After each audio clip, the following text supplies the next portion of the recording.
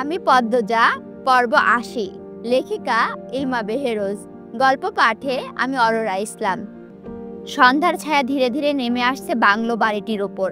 পুকুর ঘাটের দিনের শেষ শুটিং সম্পূর্ণ হয়েছে কিছুক্ষণ আগে। লিখন ক্লান্তিতে ভারাক্রান্ত শরীর নিয়ে বারান্দায় এসে বসলো।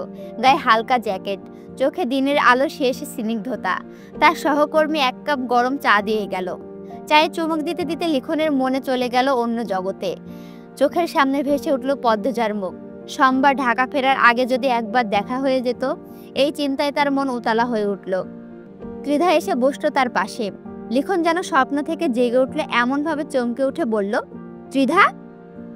মধুর কণ্ঠে জিজ্ঞেস করলো ত্রিধা, অন্য কাউকে আশা করেছিলেন বুঝি? লিখন হেসে চায়ে চুমুক দিয়ে বলল, আর কাকে আশা করব? একটু ইতস্তত করলো ত্রিধা। কেন, পদ্মজা? যেন চরম কোনো রসিকতা করেছে ত্রিধা, এমনভাবে লিখন জোরে হেসে উঠল। যে মশাই, গল্পের জগতে তো হারিয়ে গেছেন। সাবস্ক্রাইব না করলে কিন্তু পরের গল্পটা মিস হয়ে যাবে। তাড়াতাড়ি সাবস্ক্রাইব করে ফেলুন, না হলে কিন্তু পস্তাবেন। সেই হাসির পিছনে লুকিয়েছিল একটা অস্বস্তি, একটা গোপন কথা, যা প্রকাশ করতে পারেনি। সত্যিই তো পদ্মজার সঙ্গে সাক্ষাতের কথাই ভাবছিল। তুমি অপ্রয়োজনীয় কথা বলো বেশি। পদ্মজা এখানে আসবে কোন দুঃখে? হ্যাঁ, আসতেও পারে। ত্রিধার কণ্ঠে ঈর্ষার ঝাঁজ। সে নিজে অন্য মেয়েদের ঈর্ষার পাত্রী, অথচ সে কিনা ঈর্ষা করে কখনো না দেখা একজন বিবাহিতা নারীকে, যে নারী তার স্বপ্নের পুরুষের হৃদয়ে সম্পূর্ণ অধিকার করে আছে। যদি পারত, লিখনের বুক চিরে পদ্মজা নামটি মুছে দিত। লিখন নির্লিপ্ত কণ্ঠে বলল, ঘরে যাও ত্রিধা। যাব না, ত্রিধার জেদি উত্তর। এভাবে চলতে থাকলে ভবিষ্যতে তোমার সঙ্গে কাজ করার সুযোগ এলেও আমি করতে পারবো না। লিখনের কথায় লাল হয়ে উঠল ত্রিধার মুখ। রাগ আর ঈর্ষা তার চোখ থেকে জল গড়িয়ে পড়ল। সে কান্না জড়িত কণ্ঠে বলল, আমি তো বলেছি আমি তোমার বাড়িতে কাজের মেয়ে হতেও রাজি। লিখন হাসতে লাগলো। মেয়েটা সবসময় নবীন কিশোরীর মতো অদ্ভুত অদ্ভুত কথা বলে। সেই মুহূর্তে পরিচালক আনোয়ার হোসেন এসে উপস্থিত হলেন। লিখনের হাসি দেখে কৌতূহলী হয়ে জিজ্ঞেস করলেন, কি ব্যাপার, এত হাসির কি হলো? ত্রিধা তাড়াতাড়ি চোখের কোণে জল মুছে ফেলল। লিখন হাসি থামিয়ে সহজ সরলভাবে বলল, কিছু না, আপনি বসুন। আনোয়ার হোসেন বসলেন না।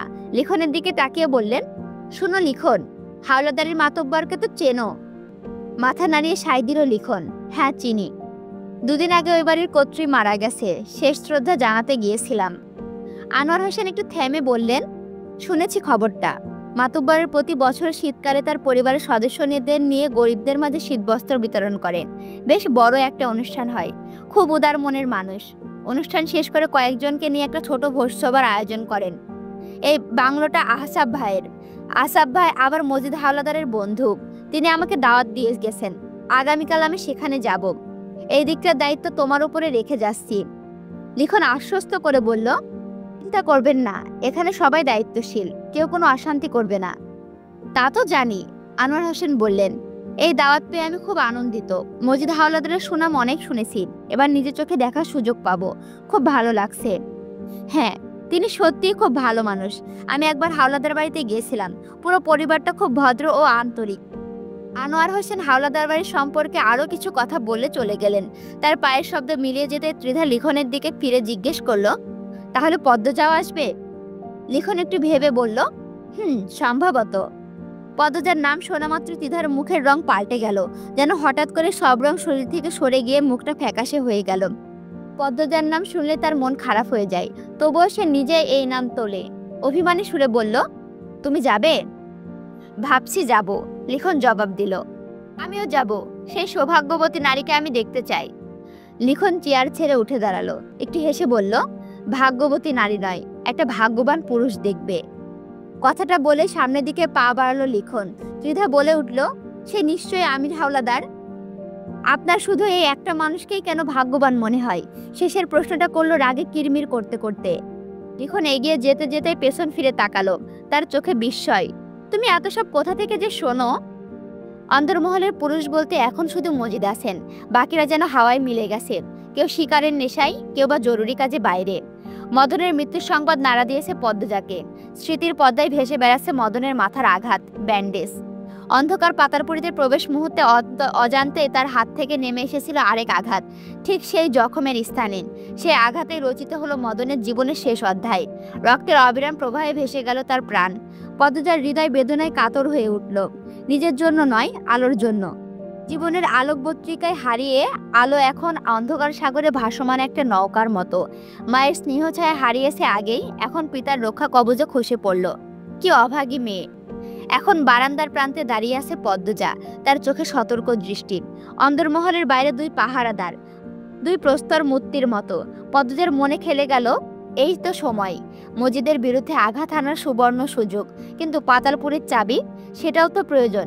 তীক্ষ্ণ দৃষ্টিতে চারপাশ দেখতে দেখতে পদ্মজা সাবধানে এগিয়ে গেল মজিদের ঘরের দিকে। আমি জেগে উঠে যন্ত্রণায় কাতর হয়ে, মাথা ঘূর্ণিঝড়ের কেন্দ্রবিন্দুর মতো ঠেকছে। শরীরে লেগে গেছে শুকিয়ে যাওয়া রক্ত। দেওয়ালে ভর দিয়ে সে কষ্টে উঠে দাঁড়ালো। তারপর এলোমেলো পায়ে এগোলো সিঁড়ির দিকে। তার গন্তব্য পাতালপুরী। মজিদের ঘরের পাশেই সিঁড়ি। তার পায়ের শব্দ পদ্মজার সমস্ত শরীর সতর্ক হয়ে ওঠে। হাতে ছুরি নিয়ে সে লুকিয়ে পড়ে, ঠিক যেভাবে শিকারী দেখে সাবধানে হরিণ লুকায় সেভাবে। আমিনা কখনো ওপর তলায় আসে না, আর লতিফা রিনুকে তো সে দেখেই এসেছে ঘুমন্ত অবস্থায় নিচের ঘরে। তাহলে এই পদশব্দ কার? তার হৃদস্পন্দন বেড়ে গেল। প্রতিটা মুহূর্তে এক একটা যুগের সমান মনে হতে লাগলো। অন্ধকার সিঁড়িতে পা ফেলার শব্দ ভেসে আসছে, কেউ ধীরে ধীরে নামছে। এমন কচ্ছপের গতিতে সিঁড়ির বেয়ে নামে শুধু খলিলই। পদ্মজার মনে প্রতিহিংসার আগুন জ্বলে উঠল অনেক দিন ধরে। খলিলকে আঘাত করার ইচ্ছা তার রক্তে মিশে আছে, কিন্তু অন্ধকারে কিছুই দেখা যাচ্ছে না। পায়ের শব্দ কানে আসতে পদ্মজার হৃদয় দুরু দুরু করে উঠল। হাতের ছুরিটা নিজে থেকে যেন ঝাঁপিয়ে পড়ল অন্ধকারে। আমিরের গলা থেকে বেরিয়ে এলো চিৎকার, যা চিরে দুটুকরো করে দিল রাতের নীরবতাকে। আমির কিছু দেখতে না পেলেও তার মজবুত হাত দুটো দিয়ে আন্দাজে অজ্ঞাত লোকটির গলা চেপে ধরল। তার ধারালো ছুরির মতো নখগুলো বিঁধে গেল পদ্মজার মখমলি গালে, কাঁটা তারের বেড়ায় আটকে পড়া কোনো অসহায় পাখির পলকের মতো। গরম রক্তের ধারা বইতে লাগলো পদ্মজার গাল বেয়ে। শেষমেশ আমির তার সবটুকু জোর দিয়ে দেওয়ালের দিকে ছুঁড়ে মারল পদ্মজাকে। ঘটনাটি এত দ্রুত ঘটল যে দুজনের কেউই বুঝতে পারল না কি হয়ে গেল। পদ্মজার কাতর আর্তনাদ শুনে শীতল শিহরণ খেলে গেল আমিরের শরীরে। তৎক্ষণাৎ সে শার্টের বুক পকেট থেকে লাইটার বের করে আগুন জ্বালালো। হলুদ আলোর আভায় ভেসে উঠল পদ্মজার মুখ। দুই হাতে মাথা চেপে ধরে রেখেছে তার প্রিয়তমা, মুখে ব্যথার ছায়া। আমির অস্পষ্ট স্বরে উচ্চারণ করল, পদ্মজা।